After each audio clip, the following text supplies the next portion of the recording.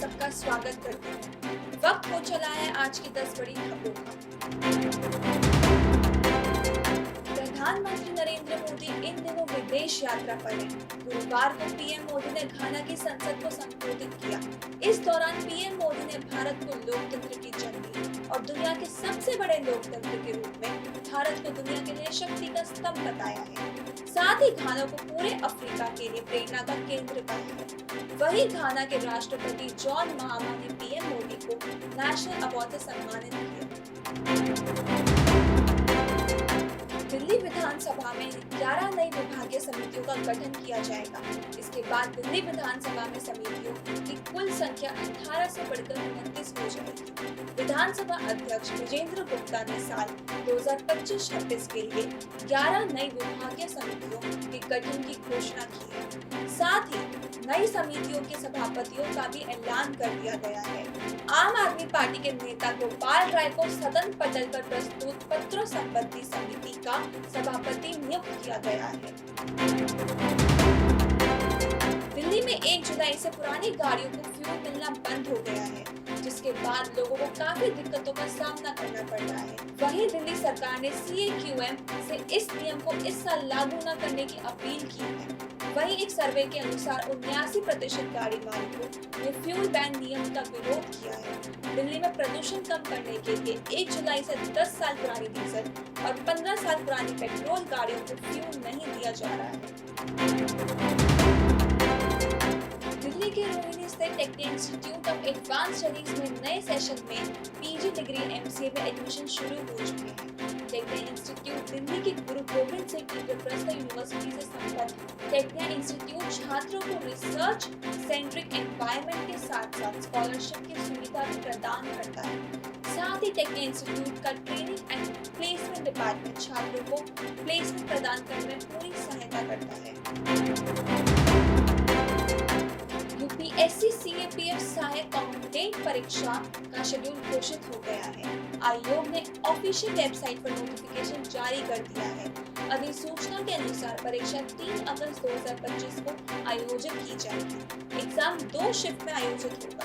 पहले शिफ्ट में ऑब्जेक्टिव और दूसरी शिफ्ट में कन्वेंशनल पेपर आयोजित किए जाएगा।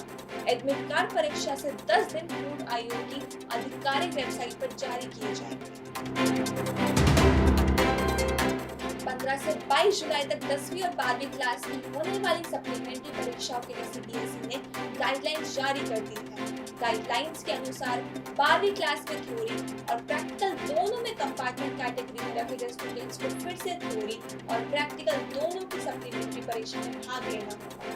वहीं 10वीं क्लास की सप्लीमेंट्री परीक्षा में उन छात्रों को इंटरनल असेसमेंट नहीं किया जाएगा जिन्हें किसी विषय में आंतरिक मूल्यांकन में अनुपस्थित होने पर कंपार्टमेंट कैटेगरी में रखा गया है।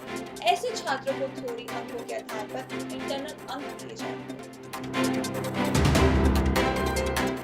अमरनाथ धाम की औपचारिक यात्रा शुरू हो गई है। बुधवार को शिव भक्तों का पहला जत्था बाबा बर्फानी के दर्शन के लिए रवाना हुआ है। जम्मू कश्मीर के उपराज्यपाल मनोज सिन्हा ने अमरनाथ तीर्थ यात्रियों को रवाना किया। पहले जत्थे में बाबा बर्फानी के दर्शन के लिए करीब 6000 श्रद्धालु गए हैं। वहीं अमरनाथ यात्रा के लिए इस साल 3,30,000 से ज्यादा श्रद्धालुओं ने पंजीकरण कराया है।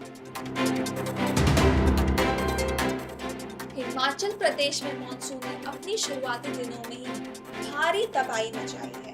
राज्य में मानसून की वजह से भारी बारिश, बादल फटने और भूस्खलन की घटनाओं में 60 से ज्यादा लोगों की जानें चली गई हैं। वहीं 40 से ज्यादा लोग लापता हो गए हैं। वहीं राजस्व विभाग के आंकड़ों के अनुसार इस प्राकृतिक आपदा से राज्य में करीब 400 करोड़ रुपए से अधिक का नुकसान हुआ है। हिमाचल प्रदेश में 20 जून को मानसून ने प्रवेश किया था।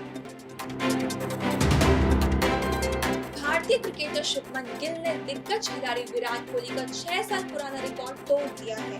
इंग्लैंड इंग्लैंड के खिलाफ दूसरे टेस्ट मैच की पहली पारी में शुभमन गिल टेस्ट क्रिकेट में सबसे बड़ा स्कोर बनाने वाले भारतीय कप्तान बन गए हैं। इंग्लैंड के खिलाफ टेस्ट मैच की इस पारी में भारतीय कप्तान शुभमन गिल ने 380 गेंदों पर 265 रन बनाए। इस दौरान उन्होंने 3 छक्के और 30 चौके लगाए हैं। विराट कोहली ने बतौर कैप्टन टेस्ट क्रिकेट में 2019 में साउथ अफ्रीका के खिलाफ नाबाद 254 रनों की पारी खेली। बॉलीवुड एक्ट्रेस दीपिका पादुकोण सिनेमा की दुनिया में विश्व स्तर पर नई पहचान बना रही है। दीपिका को Hollywood walk of fame award से सम्मानित किया जाएगा। Deepika Padukone Hollywood film industry का ये अवार्ड पाने वाली पहली भारतीय अदाकारा है। Deepika Padukone Hollywood film industry में काम भी कर चुकी है, जिसके बाद उन्हें इस अवार्ड से सम्मानित किया जा रहा है। Hollywood walk of fame award का आयोजन साल 2026 में अमेरिका के कैलिफोर्निया में होगा। 2026 के Hollywood walk of fame event में दुनिया भर की 35 प्रभावशाली हस्तियों को सम्मानित करने के लिए चुना गया है। आज के लिए बस इतना ही। देखते रहिए टेक्निया न्यूज। चैनल को लाइक, शेयर एंड सब्सक्राइब करें।